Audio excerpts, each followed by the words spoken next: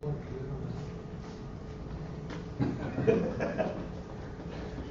sé que quería sacar una risa. Muy bien, gracias a Dios que nos ha dado la oportunidad de poder reunirnos nuevamente hoy en esta ocasión para estudiar una porción más de la palabra de Dios. Ahí no se me da la voz, ya se me está yendo la voz de vuelta, ¿verdad? Pero al rato me avisan. Yo digo que entre más me ponga así mejor el bajo, si hay mejor el bajo. Estamos estudiando los propósitos de la Escritura. Ya tenemos tiempo, ¿verdad?, que no habíamos tocado este tema. Por lo menos yo tengo 2 miércoles que no he venido para acá por causa de que nos estamos recuperando mi esposa y yo. Pero vamos a volver a tocar este tema, los propósitos de la Escritura, y hoy vamos a mirar la palabra redarguir. Redarguir. ¿Ok?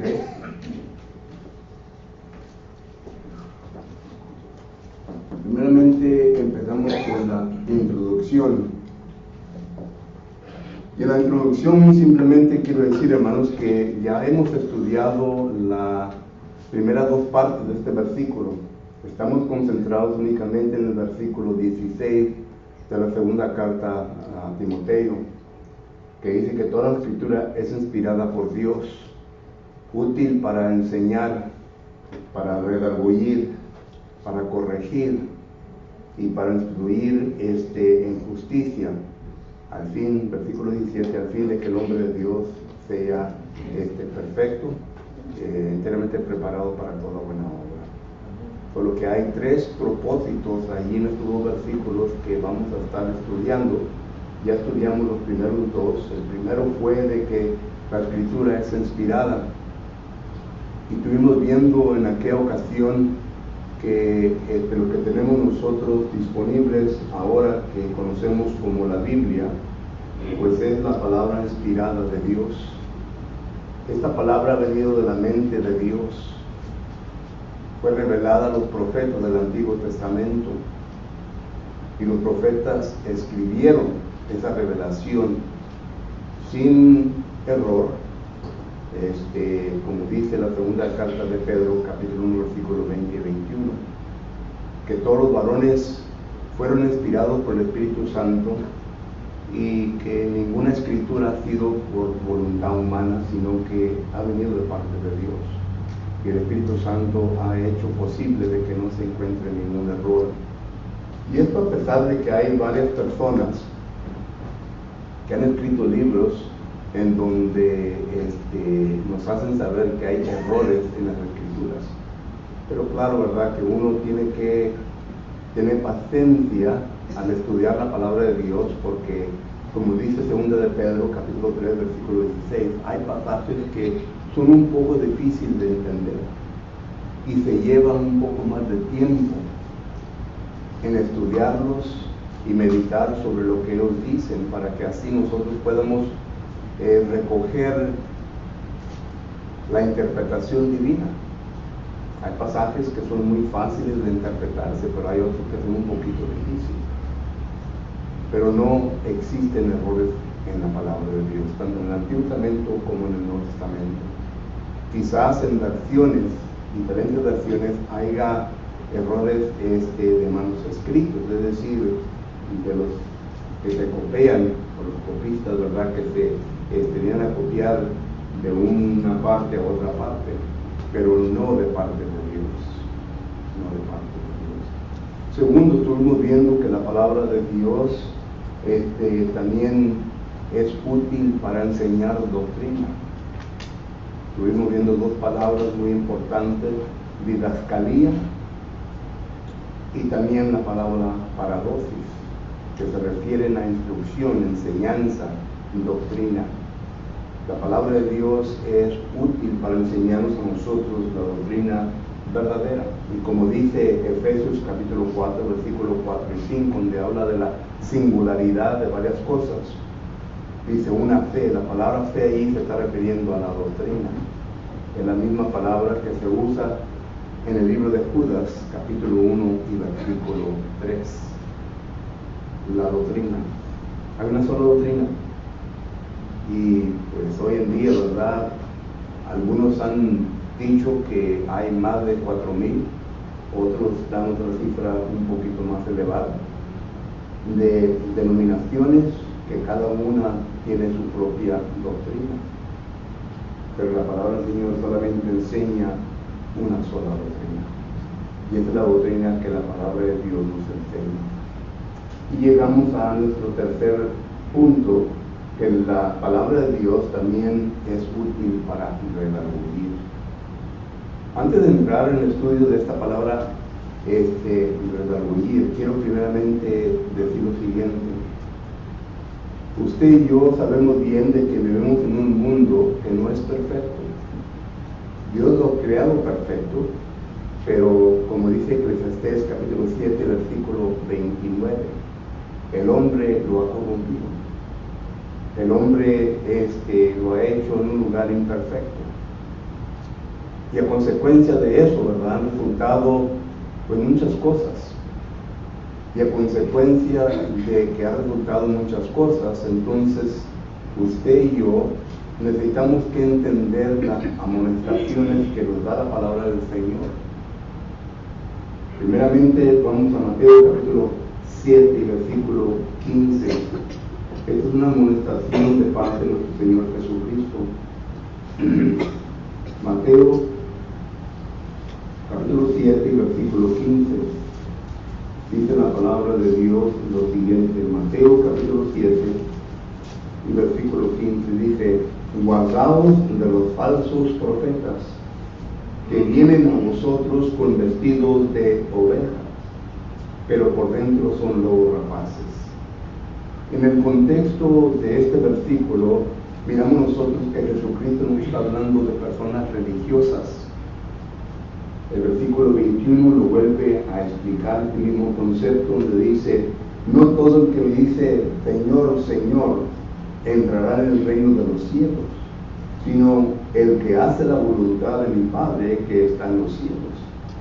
Estos dos versículos nos dan a entender que existen personas que son religiosas, pero estas personas religiosas no siguen la palabra de Dios. Estas personas religiosas no están enseñando la doctrina de Dios. Y por lo tanto Jesucristo nos está molestando y nos está diciendo: tengan cuidado, tengan cuidado. Porque no todo el que habla de Jesucristo quiere decir que es nuestro hermano en Cristo. No todo aquel el cual menciona el nombre de Cristo quiere decir que está en lo correcto. Y Jesucristo dice: cuidado, porque pueden venir vestidos de oveja, es decir, pueden venir vestidos de una forma piadosa. La oveja es un animal dócil, y este es el sentido que le está queriendo dar Jesucristo. Una persona dócil, una persona amable, una persona sincera, una persona religiosa, pero dice: por dentro son lobos rapaces. Es decir, que su manera de mirar las cosas no son correctas. La manera en cómo enseñan la palabra del Señor no es correctamente, sino que lo enseñan de una forma errónea. Y claro que Jesucristo lo estaba diciendo por causa de los saduceos, de los fariseos en aquel entonces. Y hoy en día pues, nosotros tenemos más de fariseos y más de saduceos. Tenemos que tratar con varias denominaciones, personas religiosas. Por lo que Jesucristo dice: cuidado. Los segundos versículos quiero leer son de Hechos capítulo 20. En Hechos capítulo 20, Hechos capítulo 20, versículo empieza en el 29. El apóstol Pablo aquí llama a los hermanos de Éfeso a una ciudad que se llama Mileto. Versículo 17 confirma esto: enviando pues desde Mileto a Éfeso, hizo llamar a los ancianos de la iglesia. Y les llamó simplemente para decirles lo siguiente, versículo 29, dice, porque yo sé que después de mi partida entrarán en medio de vosotros lobos rapaces, que no perdonarán al rebaño, y de vosotros mismos se levantarán hombres que hablen cosas perversas para arrastrar tras sí a los discípulos. Estos dos versículos nos dan a entender, está hablando de la iglesia, ya no está hablando de una persona religiosa, ya no está hablando de las denominaciones, ahora está hablando de la iglesia que Cristo estableció. Dice, no simplemente porque es la iglesia de Cristo, quiere decir que entre nosotros no se encuentren personas perversas. Existen dentro del cuerpo de Cristo Jesús personas perversas. Y estas personas perversas son personas que van a introducir, como dice Pedro, 2 de Pedro 2:1, van a introducir herejías destructoras. Es decir, leyen la palabra del Señor y por tal de no usar hermenéuticamente bien los estudios o los materiales disponibles para poder dar una buena interpretación, una interpretación correcta, malinterpretan textos y por lo tanto ellos llegan a conclusiones erróneas. Y dice el apóstol Pablo, tengan cuidado de esas personas, porque tarde o temprano, dice Pablo, van a entrar dentro del cuerpo de Cristo Jesús. Y no sé si usted conoce la historia secular, pero aquí en la ciudad de Éfeso, hermanos, fue donde empezó, y empezó entre los ancianos. Si usted lee la historia de la iglesia de Cristo, hay un libro que ya lo recomendé, lo vuelvo a recomendar, lo escribe el señor Walker, se llama La historia del cristianismo, y ahí llega en una porción en donde habla de que en la iglesia de Éfeso fue donde comenzó la iglesia universal. Se puso a un obispo como encargado de un diócesis, o sea, de una porción de ciertas congregaciones, y así se fue desarrollando. Y quizás el apóstol Pablo aquí esté mencionando esto, no lo sé, pero la cosa es que Pablo está amonestando a los ancianos, está diciendo, tengan cuidado, porque entre vosotros va a haber problemas, van a salir hombres que van a querer introducir herejías dentro del cuerpo de Cristo Jesús. Solo que Cristo dice, tengan cuidado con las personas religiosas, con las denominaciones. El apóstol Pablo dice, tengan cuidado con los de nosotros mismos. Estudien bien, escuchen bien, y cuando escuchan, ustedes miren que esté conforme a lo que dice las Escrituras. Esa es la responsabilidad de ustedes. Porque yo les puedo estar aquí diciendo mentiras, ¿no? Yo les puedo estar aquí predicando doctrinas erróneas. La responsabilidad de ustedes, según Hechos capítulo 17 y versículo 11, es de escucharme, pero ustedes tienen que investigar a ver si acaso lo que yo estoy diciendo está correcto con lo que dice la palabra del Señor. Y por eso me gusta dar versículos para sustanciar, ¿verdad?, el concepto que se está formulando en su mente, como en este caso Hechos capítulo 20, versículo 29 y 30. Y por último, tenemos a otro apóstol, el apóstol Juan, en la primera carta de Juan, capítulo 4 y versículo 1, que dice lo siguiente. Primera carta de Juan, capítulo 4 y versículo 1. En la primera carta de Juan, capítulo 4, versículo 1, dice el apóstol lo siguiente. Dice, amados, no creáis a todo espíritu, sino probad los espíritus si son de Dios, porque muchos falsos profetas han salido por el mundo. La tercera amonestación. Eso ya es una responsabilidad para mí y para usted. La palabra probar quiere decir lo mismo que vamos a estar estudiando. Probar. ¿Y cómo se prueba? Pues con la verdad. Y la verdad es la palabra de Dios. Es por eso que es necesario que usted debe de entender, debe saber la verdad, para que así pueda saber cuándo se está hablando y predicando equivocadamente. Por lo que entonces, miramos nosotros que esto es la amonestación de la Escritura. Entonces empezamos con lo siguiente. Tenemos nosotros primeramente a los pecadores. Los pecadores, déjame ser más específico, del mundo.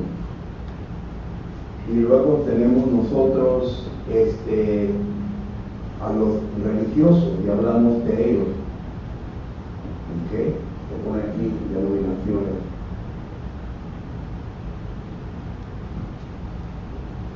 Y luego tenemos los pecadores del mundo, los religiosos, tenemos los falsos maestros. Y luego tenemos a los falsos hermanos, para ser más específico. Ya hablamos de estos hechos, capítulo 20, versículo 29 y 30. Hablamos de estos en Mateo, capítulo 7, versículo 15, segunda de Pedro, capítulo 1, versículo 1. Religiosos, hablamos Mateo, capítulo 7, versículo 21. Los del mundo, capítulo 16, versículo 8. Por lo menos esto es lo que se va a encontrar cada día, ¿no? Y yo nos vamos a encontrar con personas así. Entonces, lo pone aquí yo, ¿verdad? Esto es cada uno de nosotros. Yo tengo que redarguir. La palabra redarguir quiere decir simplemente, según los lexicógrafos, ellos definen esta palabra de la siguiente manera. La palabra griega, cuando es la palabra griega, usted la puede encontrar, puede ser un estudio de ella, electrios. Pero según los lexicógrafos, ellos nos dan a entender que esta palabra simplemente significa una condenación con evidencias bíblicas. Todo lo que se nos enseña, una condenación con evidencias bíblicas. Y luego le añaden una condenación con evidencias bíblicas y los resultados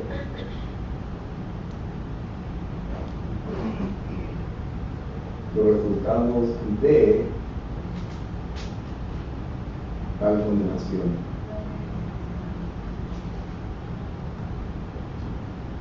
Es decir, una condenación con evidencias bíblicas y los resultados de tal condenación.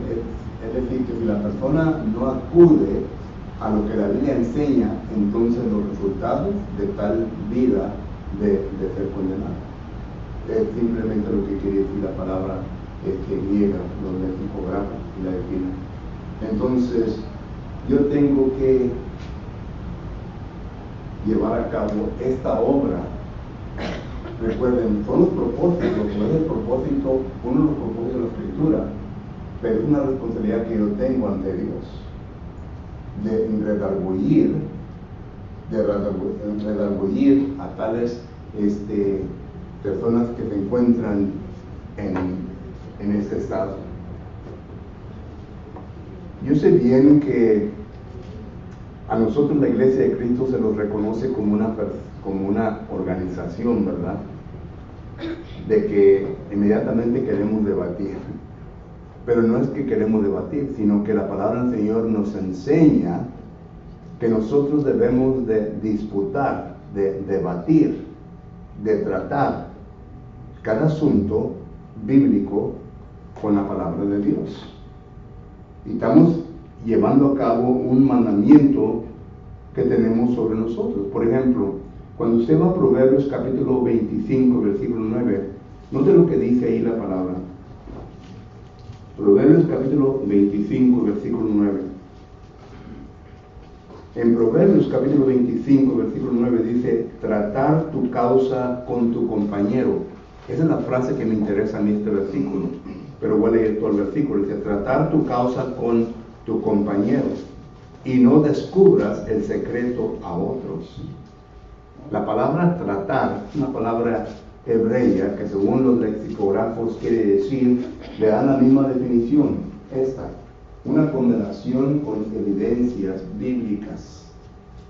Es decir, le va a enseñar a la persona que está en error, pero le va a enseñar con evidencias bíblicas. Hermano Juan. Bueno, más práctico es, si algún hermano o yo estoy en pecado o cometemos alguna falta, usted tiene toda la autoridad, o cualquier hermano tiene toda la autoridad bíblica para decirme que yo estoy actuando mal en contra de la palabra de Dios. Así de sencillo. Bueno, y esto es, ¿verdad? Concerniente aquí, ¿verdad? Bueno, falso hermano en pecado. ¿Cuál fue el que dijo ahorita? Proverbios, ¿qué? 25. 25, 9. 9. Dice, trata, versículo 9, trata tu causa con tu compañero. Y la palabra tratar quiere decir, ¿verdad? Bueno, envuelve más de que solamente estemos hablando. Hay una investigación. Cuando la palabra redarguir envuelve varias cosas, hermanos. Primeramente envuelve una investigación.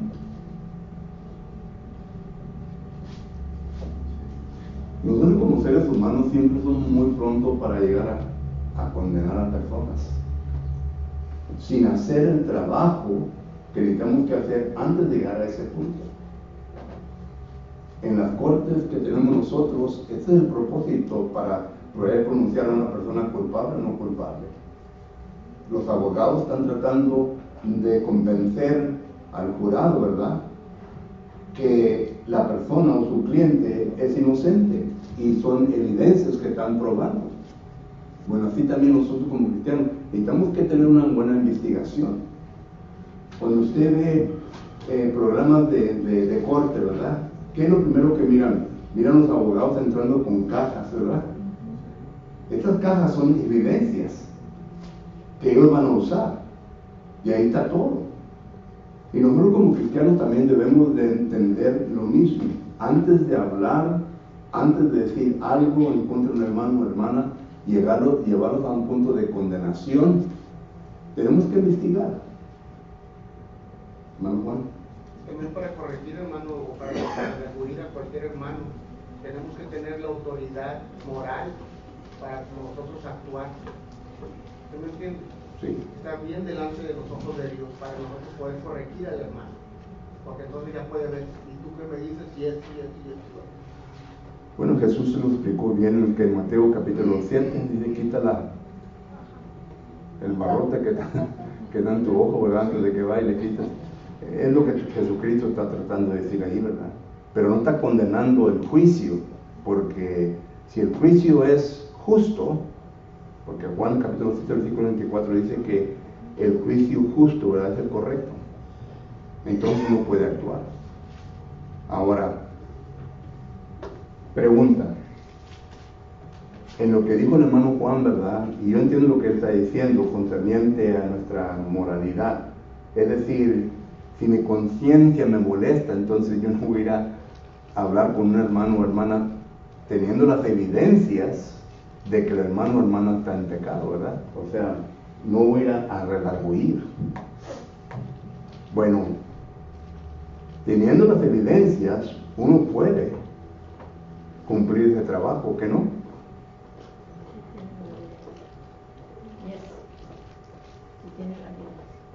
Tiene las evidencias. Las evidencias son las que van a hablar. Eso no quiere decir que el hermano o hermana, ¿verdad?, está en lo correcto. ¿Entendemos eso? O sea que es lo opuesto a lo que el hermano acaba de hablar, acaba de decir. Yo entiendo lo que él dice, ¿verdad? Dice, y es bueno que nosotros siempre tengamos un estado moralmente bueno delante de Dios para cuando vamos nosotros, porque esto mismo lo condena Gálatas capítulo 6 y versículo 1, ¿verdad? Dice que el que vaya, ¿verdad?, a reprender, es mejor que sea un hermano o hermana, ¿qué? Espiritual. Un hermano o hermana espiritual va a ser una persona que moralmente, aunque no sea perfecto, pero moralmente pueda estar en pie delante de los ojos de una manera bien, ¿verdad? Entonces, y aún así, le dice el apóstol Pablo, aún estando en esta postura, cuídate tú mismo, porque tú también puedes pecar, puedes caer. Solo que hay precaución, tanto de nuestro Señor Jesucristo, del apóstol Pablo, ¿verdad?, concerniente a ciertas cosas. Porque mire, la persona que está en pecado, hermanos, si acaso usted no está viviendo una vida cristiana como la debe de vivir, es lo primero que le va a sacar. Es lo primero. Ese tipo de argumento, ¿verdad?, se llama ad hominem en inglés, pero trata de destruir su carácter. Son trucos o astucias que se usan para desviar el concepto que se quiere tratar y tratar con la persona. Un abogado puede poner a un cliente o a una persona que ha sido un ciudadano ejemplar y que por medio de su testimonio ha condenado a su cliente, pero lo pone para hacerle preguntas y le hace preguntas que no tienen nada que ver con lo que están tratando, ¿verdad? Bueno, a ti te pescaron una vez borracho, ¿verdad? La policía te pusieron en la cárcel y el otro abogado objection, o sea que no tiene nada que ver con lo que estamos hablando, pero ya está tiznando, está marcando el carácter de la persona. ¿Entendemos eso? Así también nosotros como cristianos en ocasiones lo hacemos. Cuando estamos siendo acusados por alguien más, cuando estamos siendo redarguidos por alguien más, tenemos la tendencia de tirar eso al aire a ver para qué. Y hay algunas personas que se ofenden y se sienten mal y mejor se retiran, ya no dicen nada, hermanos. O sea que el hermano o hermana que ha sido acusado y que era correcto lo que estaba diciendo, pero por causa de lo que hizo, ¿verdad?, no se llevó a cabo nada, ahora tiene que tratar con Dios. Es decir, ha ganado la batalla, pero no ha ganado la guerra, porque con Dios va a ser condenado. ¿Entendemos a lo que me estoy refiriendo? Bueno, entonces, y claro que tiene que ver con lo que hermano Juan empezó, ¿verdad? Y hay diferentes niveles, y todos estos, la Biblia lo cubre. Vuelvo a repetir, Mateo capítulo 7, ¿verdad?, donde habla Jesucristo de la viga en el ojo. Gálatas capítulo 6, donde el apóstol Pablo habla, ¿verdad?, de que uno tiene que ser espiritual, etcétera, etcétera. Solo que entendemos todo eso de parte del acusador, del que está redarguyendo, ¿ok? Pero tiene que, el trabajo de investigación, tiene que investigar a ambos lados. Proverbios capítulo 18, versículo 13 por ahí, dice que el que no oye ambos lados es un ¿qué? Un fausto, algo así, ¿verdad? Pero se tiene que escuchar los dos lados. Solo que en este trabajo de condenar con evidencias bíblicas, tiene que uno hacer una investigación correcta, clara, para que podamos cumplir el propósito de la escritura, que es de redarguir. El problema no está con las escrituras, hermanos. El problema está con nosotros. Y necesitamos que entender todos los trucos y todo lo que se puede usar para desviarse y salirse de las acusaciones. Eso es lo que tenemos que entender. Miren, vamos a ver unos ejemplos.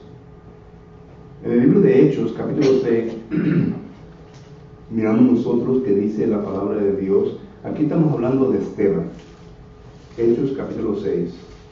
Y Esteban está tratando con esta gente, los religiosos. Hechos capítulo 6 y versículo 8 dice: y Esteban, lleno de gracia y de poder, hacía grandes prodigios y señales entre el pueblo. Entonces se levantaron unos de la sinagoga llamada de los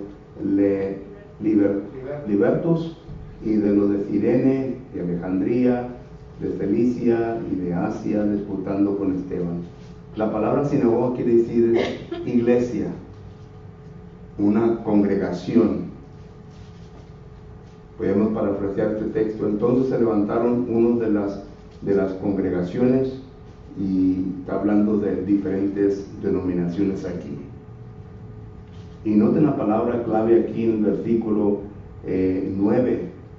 Dice: Esteban disputaba con ellos. Esta es la palabra redarguir. Esteban redarguía con ellos. Él estaba condenando. No dice qué es lo que estaban condenando, pero claro, ¿verdad? No era la iglesia verdadera. Lo que estaban haciendo no era correcto bíblicamente, pero Esteban condenó, y condenó con evidencias. No pudieron en contra de la palabra de Dios, y por lo tanto esto le causó la vida a este hombre, Esteban. Lo mataron. Otra vez vuelvo a repetir, esta gente no pudo con la teoría de Esteban, entonces lo llevaron a la muerte. Y esto lo vemos en el Hechos capítulo 7, porque el Hechos capítulo 7, del 1 en adelante, es pura Biblia, que Esteban les está citando. Y en el versículo 54, noten lo que dice, Hechos 7, 54, oyendo estas cosas, se enfurecían en sus corazones y crujían los dientes contra él. Estaban enojados. Como decíamos acá en Texas, estaban enchilados. Porque no podían contrarrestarle, no podían decirle nada. Esteban redarguyó a estas sinagogas, y por lo tanto ellos se dieron cuenta de que estaban mal. Entonces, esto es lo que nosotros debemos de hacer también. Miren lo que hizo el apóstol Pablo en Hechos capítulo 18, versículo 4. En Hechos capítulo 18, versículo 4, dice la escritura lo siguiente. Hechos capítulo 18, versículo 4 dice: y discutían, ahí está la palabra de vuelta, y discutía en las sinagogas todos los días de reposo, y persuadía a judíos y a griegos. El apóstol Pablo, como tenía por costumbre, como era judío y podía entrar en las sinagogas, entraba con el fin de redarguir a estas personas. Y miramos nosotros que el apóstol Pablo hizo buen trabajo, de tal manera que él vino a persuadir, vino a convencer a algunos, y de ahí lo sacó de este lugar, ¿verdad?, para ser parte del cuerpo de Cristo Jesús. Ahora, concerniente a los pecadores del mundo, es lo que hacemos nosotros cuando predicamos el Evangelio. Y claro, ¿verdad?, que cuando hablamos pecadores del mundo, estamos hablando de diferentes pecados. Algunos pueden ser fornicarios, otros pueden ser adúlteros, otros pueden ser borrachos, etcétera, etcétera. Y necesitamos las suficientes evidencias bíblicas para poder enseñarles, para poder redarguir, enseñarles que están condenados, y enseñarles los resultados de tal condenación si acaso no cambian su vida. Entonces, esto es lo que es la palabra redarguir. Esto es lo que nosotros como cristianos tenemos que hacer para redarguir a estas personas. Preguntas o comentarios, hermano. ¿Quién puede meterme? Tenemos el ejemplo de otro que quería tener siempre el primer lugar y no dejaban entrar ni no dejaban entrar en la iglesia. puede usar que causan problemas en la iglesia. Y concerniente a ese, miren, concerniente a ese caso, a esa situación, déjenme decirles en lo que yo me he encontrado cuando ha llegado a estos puntos.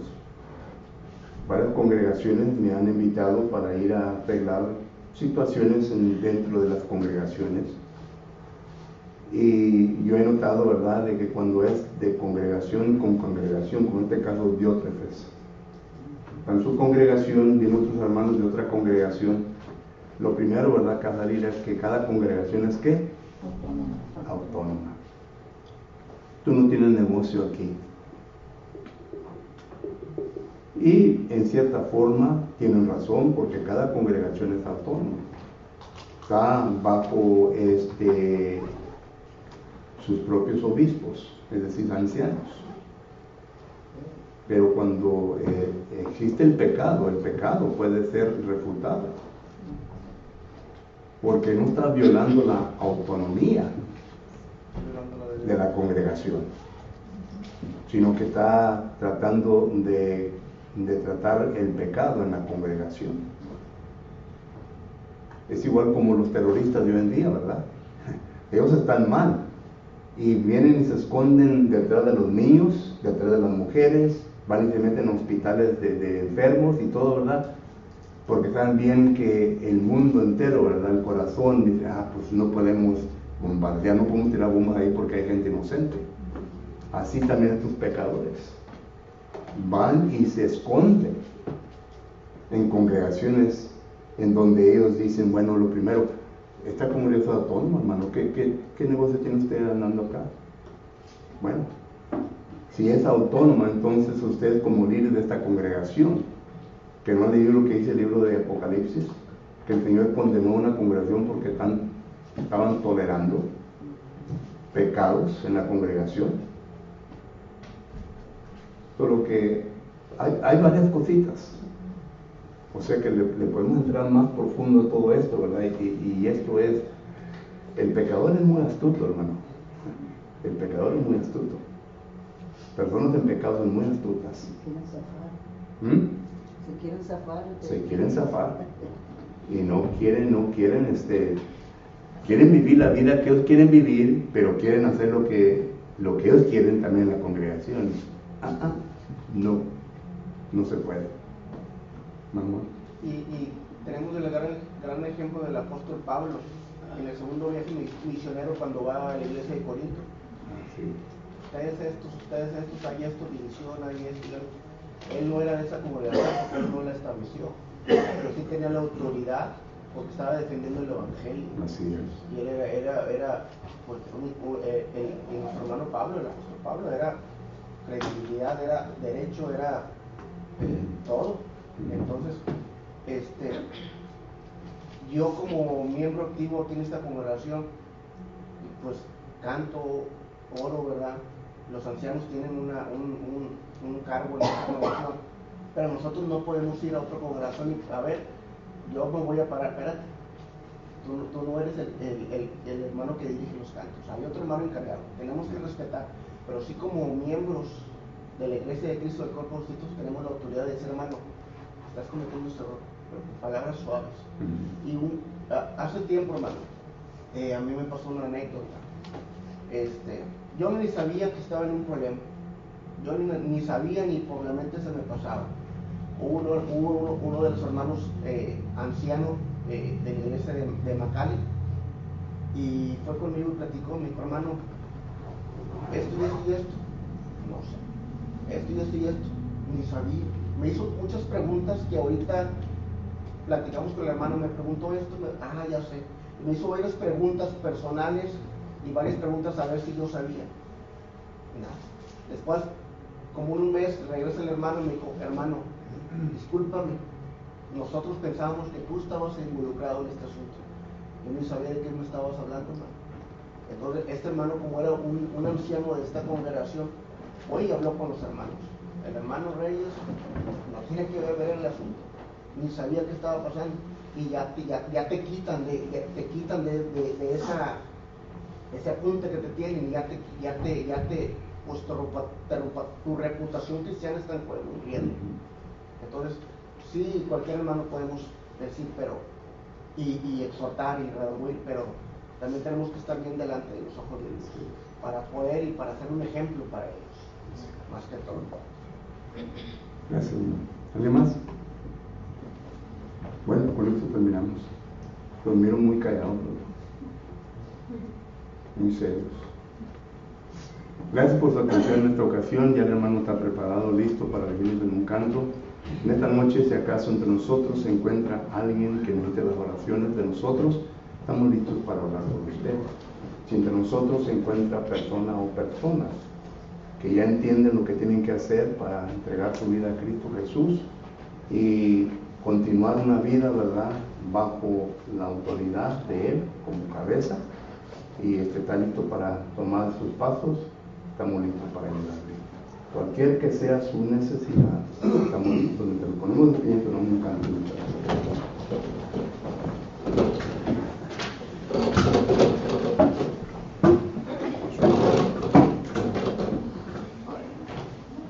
Vamos a estar puestos de pie, vamos a entonar el canto número 44, tal como soy, número 44. Si estamos listos, cantemos. Tal como soy, sin más de